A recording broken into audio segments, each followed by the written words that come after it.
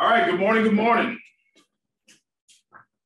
Hope everyone had a great evening last night and ready to get some good information this morning. So we are here today. This is the second part of our three-part series for how to hire, how to train, and how to retain your associates. So key thing to think about with this is wherever you are right now, right? Whatever goal that you have, it steps in front of you traditionally, right? And as your business grows, right? And as you have growth, you're required to take a step each way, right? We're basically taking those steps forward to get towards that goal and get towards our business goals, our business growth goals. So what you're going to find is as you have that growth, your business is constantly going to be shifting, right? It's going to be changing. It's going to have to build to accommodate for the growth that your business is incurring, right? And this is where people come into play. So we thought about it from our hire class, right? We wanted to bring someone into your organization so you continually work in your 20% and not do as much in that 80%, right? That 80% meaning those tasks that you have to do for the business to keep going, but that 20% is what grows your business, right? And if you can operate in your 20%, that's what we're hiring for. So Ellis and Nicole, I think you guys were both in the hire class. We talked about it earlier, but what is talent? Talent is people who they are excited to be there. They bring something that you don't already have on your team, and it's something that they bring naturally. It's not something that you necessarily trained. They came in with a skill already, but then you're going to cultivate that. Right. Talent shows up. They push you forward. They push the organization forward. They have that intangible skill set that lets you know that they are somebody who is a motivator, who is engaged, right? They not just a team player, but they're somebody who is pushing the ball, pushing that needle forward in your organization, right? We went through a long process in our last class of really digging in and finding out what talent is, right? And we said that talent is going to be a builder. They're going to be somebody who builds for your organization. They're going to be somebody who creates different things for you to grow and move along with. So if we had that with talent, then we went through and we've hired talent to our organization, right? So the class that we have today, right? This is the training part. This is how to empower that talent. How do you empower that talent so that they can quickly achieve their goals within your organization? And if you remember, you cast a vision so that somebody who was coming in to be a part of your organization, you cast a vision that was large enough for them to reach their goals inside of your organization. How are you motivating them to be able to accomplish the goals that they want to achieve, right? So think about it as they accomplish their goals, right? As they're accomplishing what they want to do, as they accomplish what they've set out, and they're doing it within your organization. Now your business grows, right? And I said earlier that we're going to have some little adjustments. We're going to have to tweak some things inside your organization to continue to accommodate them, but this is what talent will do. Talent will help you redesign. They will help you strengthen the areas in the systems that you use so that not only they can move to their next level, but it moves you and your organization to the next level as well. Right? So I want to open up a conversation and we'll dig into this, but this is what I want you guys to think about as we're going forward. We talked about the process of hiring, right? And we use the phrase, slow to hire, quick to fire. Now, the different businesses that I've helped open, the different businesses I've consulted with, the businesses I'm consulting with now, the agents that I talk to on a regular basis, I want to ask a question. The question that I want to ask that's open for debate, and we'll come back to this conversation topic a little bit later, but I want to put this in your brain. There's really four options when it comes to hiring somebody and then training them up and having them with your organization. You're slow to hire, slow to fire, you're slow to hire and quick to fire, or you're quick to hire, slow to fire, or quick to hire, quick to fire. What I want you guys to think about as we go forward, and I'll bring this up for a conversation a little bit later, is which one of those strategies works the best? What role do you think you should use each strategy for? Which one's going to cost you more? Which one's going to cost you less? But think about also how it establishes the culture that you're trying to build. And that's something I want us to think about as we continue to go forward through our class today, right? So the process that we're here for, how to train the associate that you brought into your organization. So if we think about what we've been through today, or what we went through in our last class, we actually talked about the hiring process, right? And we went through the hiring process. We really broke that down into 5 key steps. The 5 key steps that we went through was the very first, right? We created a job description. The job description that we created this to make sure that, one, we knew exactly what we were looking for. The person who was looking at that role, they knew exactly what they were going to be doing. They knew the process. They knew exactly what their role is, and they knew everything that was entailed in it. We spent an extreme focus making sure that we were very clear with that. We posted the job. After we posted the job, we got resumes in. When the resumes came in, we started doing what? Our screening process. In that screening process, we reviewed the resumes. We wanted to make sure that they had certain intangibles that met the job posting that we were looking for, right? This was our first red light, green light moment. If the resume didn't fit, boom, immediate red light, we move to the next. If the resume made sense, now we're going to move them forward. We move that person forward, what do they go to? We did a second screening, which is the initial phone screen. That initial phone screening was what, an 8 to 10 minute conversation. Conversation is relatively quick. It's just highlighting the stars that you pull from the resume that met the intangibles of the role that we're looking for. And then we made sure that their conversation matched what we saw inside the resume. Quick 8 to 10 minute phone call. Red light, green light at that moment. If we green light, we move forward. We moved forward and we went through the series of in-depth interviews. It's really only 2 interviews, right? What were the 2 interviews? The very first one, we went through to get verification of the KPA. We wanted to verify how that person shows up. Then we wanted to dig in and find their thought process. That was your first interview. You spend roughly an hour to 2 hours if they're really good. Red light, green light again. If they're red light, we go on to the next. If it's green light, we're moving forward with the interview process, right? When I say go on to the next, I mean we're going to the next candidate because this candidate we're stopping. If they're green light, we go into the second interview. That's what we're digging in. We were getting the life story and we're getting the motivational, right? That life story, one, we already know how they say they show up, but the life story will give us evidence of how they've shown up in their past, right? So now, one of these windows is absolutely right.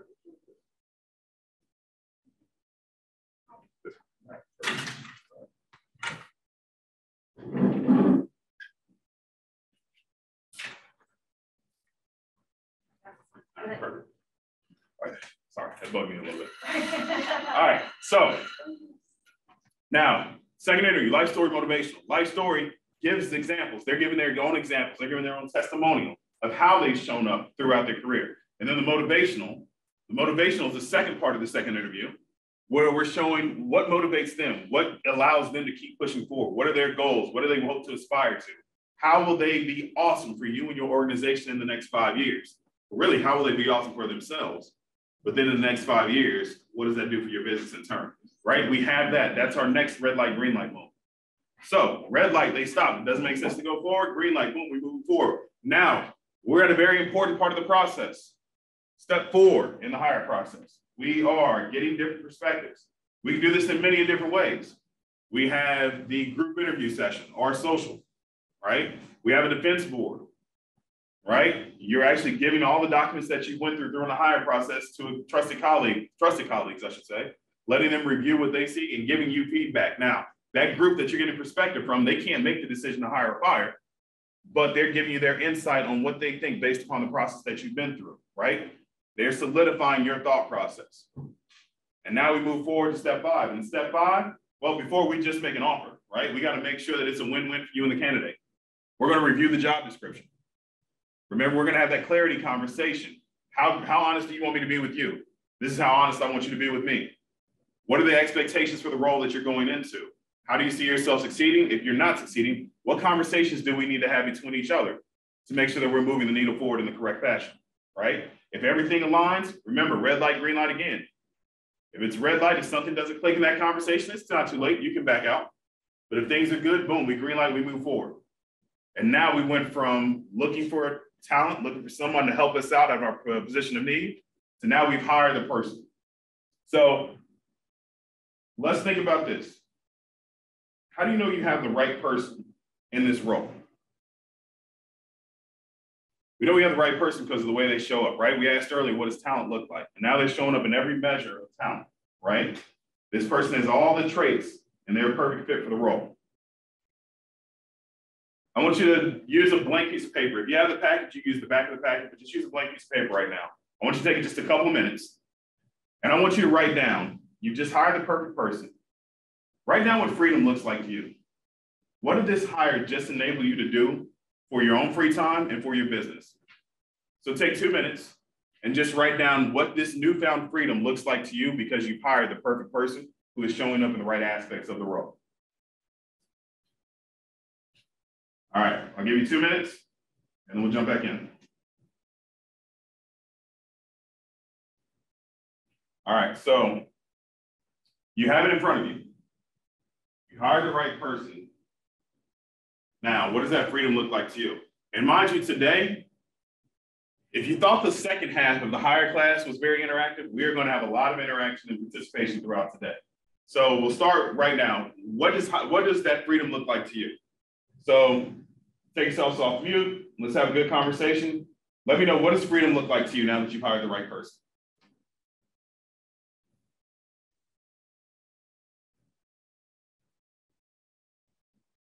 Being able to continue working on the hiring process. I like that. So we don't stop at the first, we continue to go. Very good, very good. Anyone else, what does freedom look like to you? More of a work-life balance, for time outside of work for me. That work-life balance. My big thing, I wanted to be able to start coaching my kids, so that work-life balance for me looks like I'm able to get home, able to get to the field, have things set up, and be able to coach kids and see the joy in their face every day. That freedom means the world to me. Anyone else? What does freedom look like to you? You hire the right perfect person. They're giving you more freedom. For me, it means that I can focus my time and my energy on doing the things that I'm really, really good at. Using my time and energy for my strengths instead of doing the things that just need to be done, but I'm not good at doing them. So that's what it means for me, getting some things off my plate that I'm not as good at. Awesome, awesome. Allows you to work in your 20%. That's what we truly love. So now we're gonna work on the first page of our packet, right? Well, actually, before we go to the first page of the packet, I wanna go back to that question that I asked you guys before, right? I asked you that question and I wanna open this up for debate. And the debate is, what process makes the most sense to you, right? And that process is one of the 4 options, right? Now we went through the hire process, which shows us how to be slow to hire. But as we think about the different roles that we're going after, does it make more sense to you to be slow to hire, slow to fire, slow to hire, quick to fire, quick to hire, quick to fire, or quick to hire, slow to fire? Let's open it up for a conversation. What do you guys think? My initial thought is to be slow to hire and quick to fire. What does that mean to you? It means taking the time to really vet the individual and go through all the steps that we learned in the first session to make sure that I'm hiring the right person to the best of my ability. But then after they've been hired, to put that 30, 60, 90 in place and make sure that I'm monitoring the process, and at the earliest sign that I see that this is not going to work out, it's going to cost me money, it's not going to further my goals, it's not giving me that freedom that I want, this hire is not giving me the freedom I'm looking for. At that first indication, it's time to get rid of that person. Okay, I truly love that. Matter of fact, there's something we're going to come back to on that, right? Anybody else? What's an option that stands out to you, and what do you think?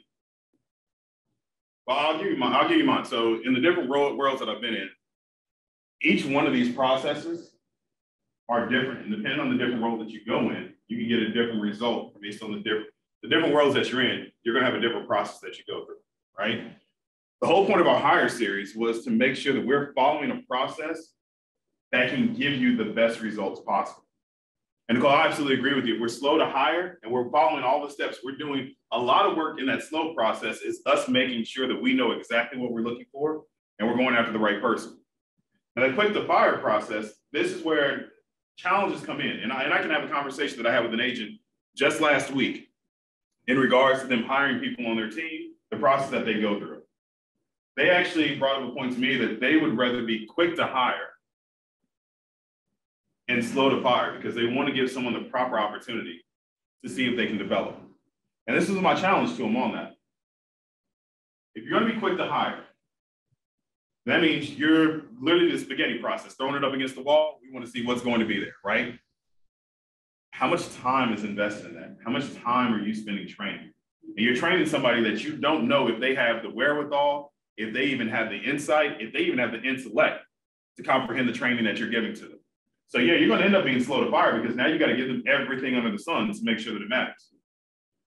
Well, here's the thought process of that, right? And Nicole, you said it, at the earliest possible moment, if things aren't lining up, then you want to check yourself out. Well, if I was quick to fire, am I giving that person a fair opportunity to make sure that I gave them everything that I needed or everything that they needed to move forward, right? Now, if you think about, let's say call center jobs, right? Well, call center jobs, that's a place where you're going to be quick to hire, quick to fire, right? Because literally anyone can come in, you can read this script. If you do it correctly, great. You can possibly move up, then we'll go through a better interview process. But if it doesn't work out, or if you're late too many times, boom, you're fired immediately. High turnover job, quick to hire, quick to fire, you're going to see high turnover. Honestly, anything that's quick to hire, you're probably going to see a higher rate of turnover in that industry. But when you're slow to hire, the things that happen there is now you're investing in that person. Now they're investing in the process that they went through with you because you understand the person that you're bringing into the organization. So now if I'm slow to hire, then there's a question. If I'm slow to hire, do I then be slow to fire or quick to fire? Well, here's the difference between those two. And this is a part of what today is about. That firing process, one, that's really just a, hey, we're no longer in perfect alignment. That's what that process is. So we use the word fire, but it's really just a, hey, we're slow to hire. Now it's more about, do you continue to fall in line with the organization's goals and where we're headed? If you don't, how do we both exit gracefully, right? And so this training process that we go through, the key part about this training process is this isn't about the candidate anymore. This is all about you. See, that hire process, what we went through in that hire process, we did the KPIs. We dug deep. We found out what motivates them, what excites them, how they show up. If you think about that interview process, most of it was about engaging and finding out more about the candidate. We only talked about ourselves twice, right? And that was the job description that we listed. And then in the very end, when we gave that expectation conversation, that's when we actually said, this is where our organization is going. This is how that role fits in. How do you want to communicate within that? So only 2 times we talked about ourselves during the 5-stage hiring process. So now when we go to the training process, this is about you. They're in your world now. What are you going to do to make sure that they have success? What are you putting in place for that person to know that you are taking them to where they need to go, right? So if we think about this hiring or the training process, this training process, it actually starts in step 5 of the hire process, right? Remember, when we broke down the job description, we gave them the expectations of the job. We sat down and we really broke down what we want them to do. So now when we come over to the training process, the very first thing that we need to go through is preparing for the role, right? When I say it's about you, it's about your preparation. You set expectations, how you communicate, how you show up, how you lead, right? You hire the right talent. How are you going to set them up? So your first stage of the training process, how you prep for them. What goals are you putting in place? The goals that you're lining up, these goals are set up for them to be successful within the 20% of the job that they need to own, right? We use that 80-20 process, that 20%, what's their one thing that they need to do? Are you setting them up? Did you set their goals up so they can be successful in that? Your second step is communication, right? Setting clear expectations, right? Are you able to talk them through? And mind you, when you hire somebody, most people are going to be in this probationary period, right? That probationary period is figuring out, are we the right fit for each other? Are you fitting within this role to make sure that we're going to get the desired results that you want to have, that my organization can help you achieve your goals, but then vice versa, that you're helping moving our organization forward, right? Are you able to communicate your business objectives, their role clearly enough that they understand how and why they need to be working within their 20%, right? Third step is really evaluating their talent in this probationary period, right? Nicole, you used a great example earlier. You actually talked about the 30, 60, 90, right? Well, that's one of those tools that we get to use. It gets to track, it gets to measure. It's a key to let us see where they are in this period, right? Are they having success? And mind you, when we're talking about somebody in that probationary period, I'm going to tell you, one thing that goes a long way is that positive reinforcement versus highlighting the negatives, right? I actually had to use this. A great example of this is this morning. I got home late last night, so I didn't get a chance to review my son's homework. But first thing in the morning, he knows I'm going to go back and I'm going to check it. Well, he got his first midterm report card, and he brought it home. Extremely excited for me to see it.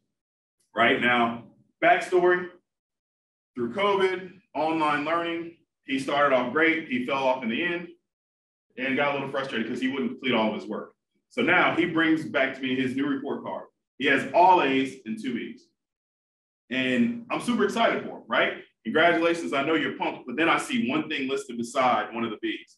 And this is a whole issue we had during the whole COVID break, was him actually not turning in his work or completing his work online. So what do I see right next to one of the B's? That note again, does not complete assignments. And so I'm thinking about, am I giving praise here or am I criticizing? Because on one side, you did a phenomenal job, all A's, but on the other side, man, if you put just a little bit more effort in to turn that work in, you would have straight A's instead of the 2 B's you had. So we want to make sure that we're giving this credit, this feedback, right? Because I actually told him he couldn't play sports the first semester of the school year because he had to make sure that he was recommitted to schoolwork. So right now it's, hey, you've done a great job. I'm proud of you. I'm glad of what you've seen. How did you get the A's that were there? Oh man, I actually did the work, I put it in. But what happened with the B's? You know what? I didn't finish doing the work on that one. Now you see the difference, but it's positive feedback. Don't want it to be negative because we don't want to crush what they're doing in that time frame. All right, we'll talk more about that as we go forward.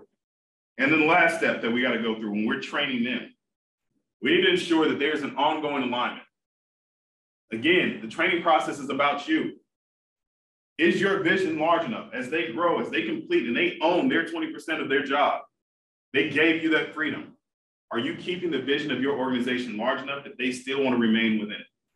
Is that vision large enough that they can still see themselves growing within your organization? Right? So what is the point of this training process? What is the point of you digging in and understanding this process and making it work for them? Open question.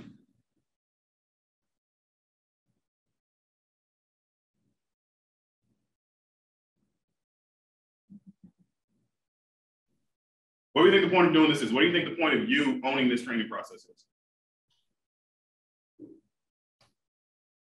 I would say that the point is to set myself up for the win-win for myself and this individual, to ensure that what we set out for by engaging in this relationship, that we meet those goals. Yep, absolutely. Another way to say it is, I mean, we're here to make sure that if you train them properly, that they earn their job, right? That they earn this role, that they're going to be successful within it, right? So for them to earn this job, we're really looking at this probationary period, right? This is that time frame, right? This is, you know, and Nicole, what you mentioned earlier, kind of, we're going to gauge this. You know, we're using a 90-day period, this probationary period, to see, are they taking the steps necessary for them to completely earn and own their job, right? Now, mind you, there's going to be milestones that they'll hit, and we need to recognize those milestones when they do, right? Same thing with my son. You just got straight A's in this first time that you got reports. Man, I got to recognize that. I got to show, you know, I got to show excitement to let them know that you're doing the right things, you're headed in the right path. If we're focusing on those and we're helping them master their 20%, they're going to need a lot of things from us. They're going to need training. They're going to need support. They're going to need supervision as we go along. But what you'll see, and this is what this graph shows, your training and support, it starts to dwindle as they start to earn that role, and eventually gets to the point that in their 20%, they actually are the owners of that, right? If we go back to the higher class, one of the first things I had on the board was, you have a job. Right now, you do that job. You're looking for leverage, so you bring someone in. Now you and they are doing it, so that means we are doing that job. Now, in that 90-day pendulum that you see, when they get to the point that they own that job, you're no longer involved in it. Now what they are doing is they are helping you run your business, right? They own that job. And we talk about building empire builders. You have enough of them. Now they're building the empire that you have created, that you're running. So I use my son as an example there. What really helps me see this is kind of that analogy of teaching a child to ride a bike, right? And this is how your support and supervision comes in, right? When your child first gets their bike, we have helmets, we have knee pads, we have elbow pads, we have everything under the sun. Hell, if we could have them ride the bike on a pillow, we would, right? And now we're standing beside them. We're going through it. We have training wheels on the bike. They have all these pads on and the training wheels. The bike literally can't tip over at all, but we have all this stuff on it, right? We're giving them that support that's needed. We're there, we're holding the back of the seats. We're giving them encouragement. We're letting them know that, hey, you can do this. We're holding on. Now, as this bike starts to go forward, we finally moved off the pillow. They're pedaling on their own, right? Now, as they're pedaling on their own, what happens? The pads start to fall off because they don't need them anymore. They get mad at you because they're the only kid outside with every pad in the world on, right? Still gotta have the helmet though. So now they're pedaling on their own. They actually want you to let go so they can do it on their own, but you still have the training wheels on there, right? So now your supervision's starting to go down a little bit, but you still got a lot of support that's there. Now they say, all right, some other kids are beating them in the bike race because they have training wheels on, so they need you to help them take the training wheels off. So now we're gonna take the training wheels off, but you gotta stand right beside them because you can't have your child get a little boo-boo on their elbow, right?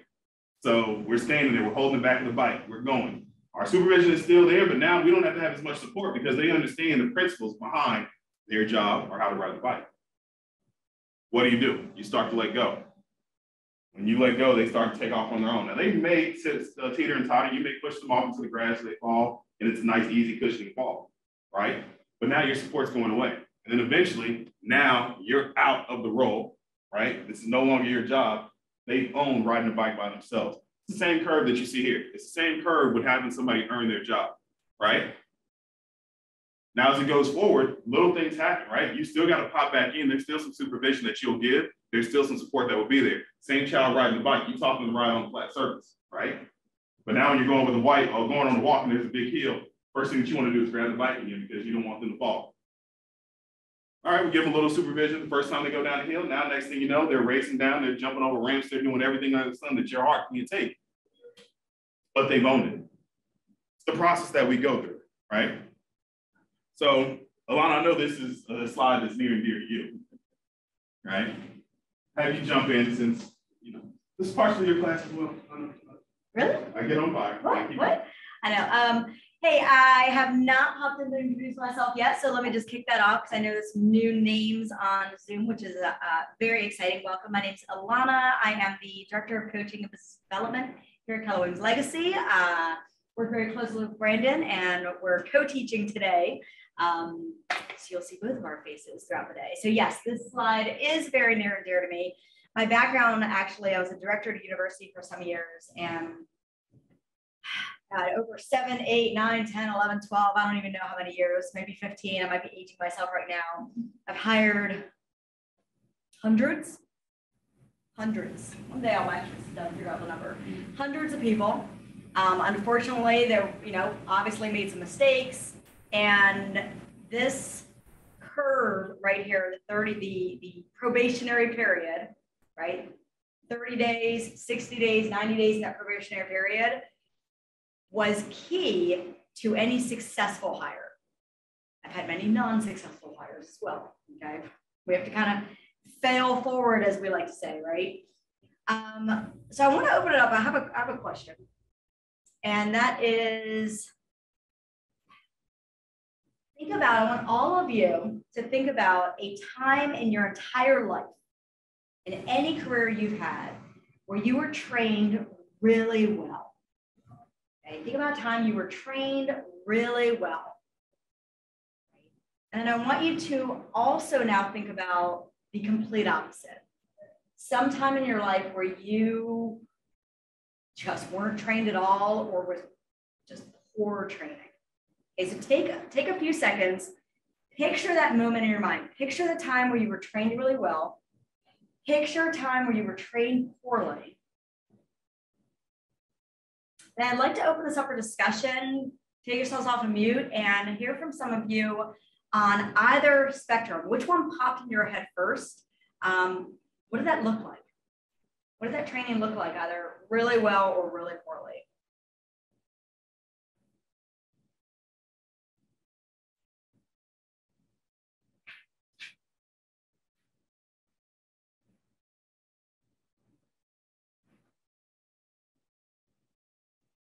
Anybody think of a challenge? Love to hear from you. For me, I guess examples of poor training probably came to my mind first. And in those situations, I felt very lonely. Like I had to figure it out on my own. I've had to do a lot of training myself on a lot of jobs over the years because I didn't have proper training. So Nicole, can I dig a little deeper? Can I ask you a few follow-up questions on that? Okay. So when you say you didn't have proper training, what did that look like? The first thing that comes to my mind is just resources weren't available to me. Like people who could actually train me weren't available, either because they were too busy or they just didn't take the time. So that's the first thing that comes to my mind, just inavailability of the resources I needed to get the training. Even if it was manuals, documentation, whatever those resources look like, be it in human form or, whatever form, I just didn't have resources. Wow, thank you. That is huge. You just said something so powerful that we're going to be going through today. And all of you are going to walk out of this training today with an actual resource in your hand, in your chat box there, to get you started hiring people, because that is actually the number one reason. Plug for the next class next Tuesday is how to retain people. The number one reason why either a person you hire fails or that person doesn't retain, meaning you brought on a rock star, but they quit early on, is because we don't prep ahead of time to give them exactly what Nicole just said, the resources they need to be successful, right? We don't prepare. We just bring someone on and we're like, okay, we'll just figure it out as we go.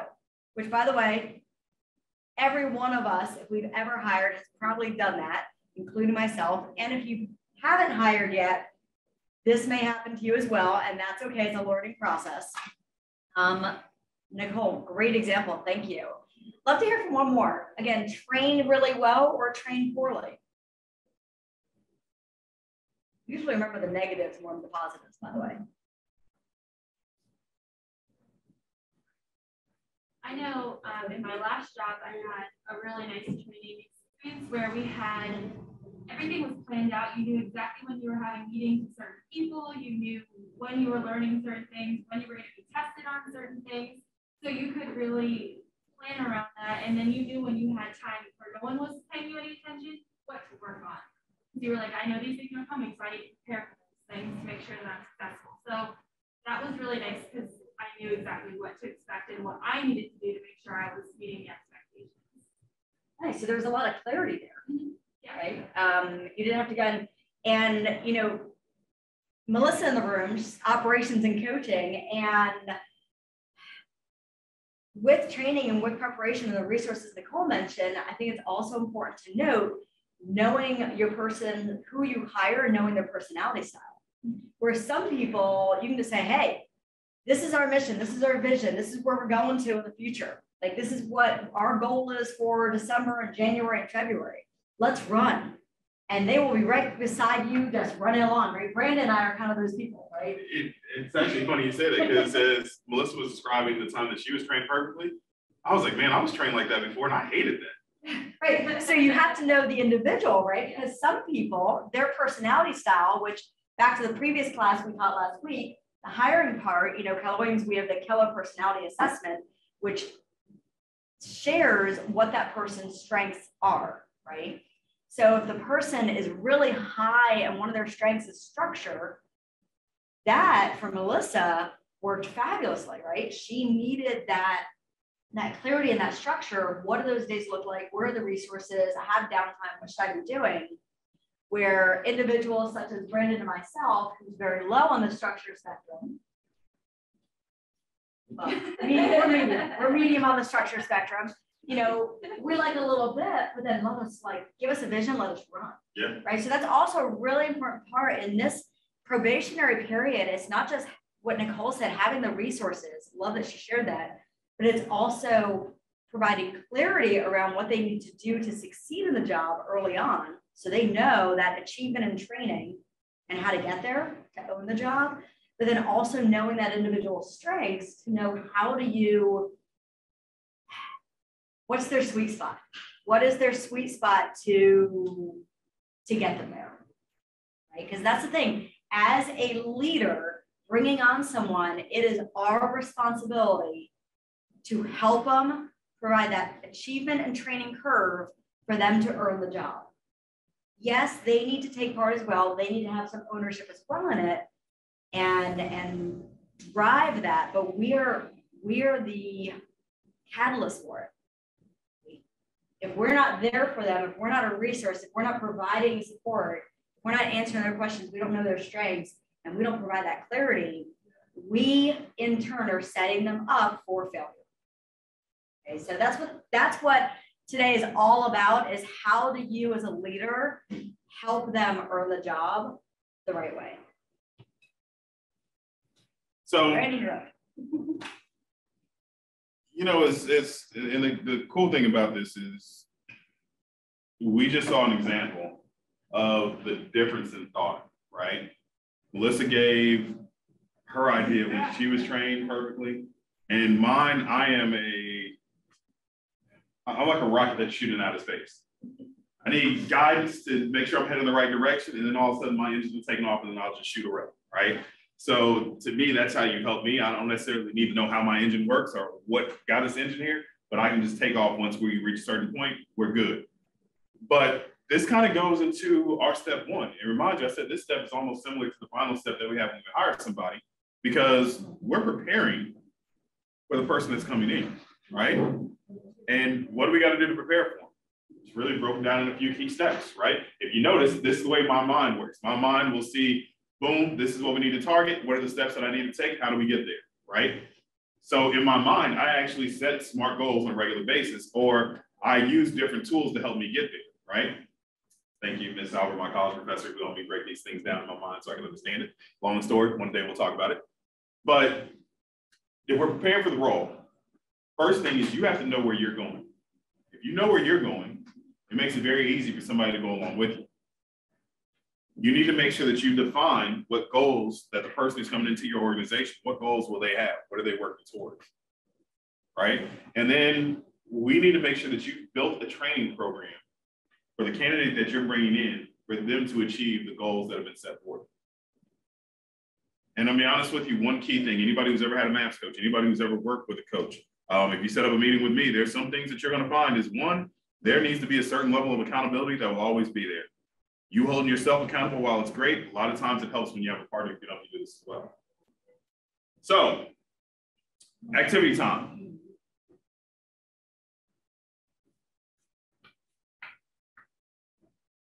So this is going to be on the back side of your paper, just on a blank sheet of paper, right? I want you to list out where you are going, right? What is your business plan? Is that business plan broken down into actionable steps, right? Is it broken down in a way where it's easy to articulate, someone can clearly see where you're headed, where you're going, right? So what this GPS is, and this is how we need to break it down. This GPS is done in the following fashion. We're going to start with writing down, one, what is your annual goal, right? That's the G. What is that annual goal? The next thing that we're going to write under that, you can break it down to the 3 pillars afterwards, is what are 3 priorities that you need to achieve to reach that goal? Now, for each one of those priorities, right, what are the 5 strategies that you need to accomplish each, right? Give you an example of what this looks like. So I have a goal. I have a goal that I want to add in 100 people to this market center, right? I want to do that within a year. So what are 3 priorities that I need to do to get there? Priority 1, I need to make sure that I hire a recruiter or, you know, a assistant team leader who can help me go through the recruitment process to bring people in. It's one priority. Next priority that I need to go through. I need to establish a lead source. I need to establish a marketing that is built on certain principles and foundations, that it attracts talent to it, a la classes that you have today, classes that you're seeing put on. And then the next priority is I need to actually be sitting down and meeting with people on a regular basis, right? So there are appointments I need to go through. My goal, add 100 people, 3 priorities, hire a recruiter, make sure that we have content, make sure that we have an environment people want to be attracted to. And step 3, and my third priority is have meetings designed with people. What are 5 strategies for me to accomplish each? Well, to hire somebody, 1, I'm teaching this class, which means anything that you want to master, you should teach, right? So I went through the hiring process. There are 5 stages that we go through the hiring process. Those are my 5 priorities. When it comes to establishing contact, you see the class that we're putting on. I'm reaching out to different agents. I'm finding out what classes they want to go through. I'm building out 5 priorities or 5 strategies for that. And then with the meetings that are scheduled, I have meetings internal, external, meeting with vendors. I'm also meeting with our OP and meeting with other team leaders to find out different strategies that we're going through. So now you just had me break down in a matter of 1 minute, my GPS, my goals, what's my 1 goal, 3 priorities, and the 5 strategies to achieve, all right? So I'm gonna give each of you a few minutes, right? I'm gonna start with 5 minutes. I'm gonna check in to make sure that we have it. But let's go through and start setting up our GPS, all right? Any questions? All right, I'll start the timer now and give you guys about 5 minutes.